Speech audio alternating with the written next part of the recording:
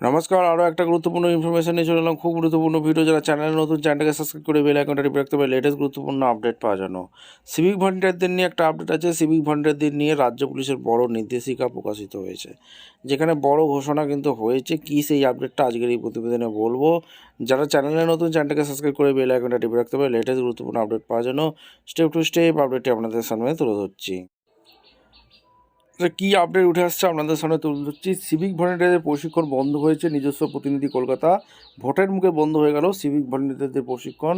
মঙ্গলবার পুলিশ ডিরেক্টরের তরফে এই সংক্রান্ত একটি নির্দেশিকা জারি করে সমস্ত জেলার কমিশনকে বলা হয়েছে প্রশিক্ষণ বন্ধ রাখতে হবে। কিন্তু কী কারণে তা বন্ধ করা হলো তার স্পষ্ট ব্যাখ্যা দেয়নি রাজ্য পুলিশ সূত্রে খবর। নির্বাচনের আগে জেলায় আইন শৃঙ্খলাজনিত ডিউটির চাপ বাড়ছে। সিভিকদের প্রশিক্ষণের জন্য বড় সংখ্যায় পুলিশ কর্মীকে নিযুক্ত করতে হচ্ছে। জানা গিয়েছে ভোটের আগে এই সমস্ত পুলিশ কর্মী বিভিন্ন জায়গায় ডিউটিতে পাঠানো হবে, আর সেই কারণে আপাতত প্রশিক্ষণ স্থগিত রাখা হয়েছে বলে জানা যাচ্ছে। প্রসঙ্গত, আদালতের নির্দেশ মতো সিভিক ভলেন্টিয়ারদের বিভিন্ন জেলায় প্রশিক্ষণ শুরু হয়েছিল 2025 সালের নভেম্বর মাসে।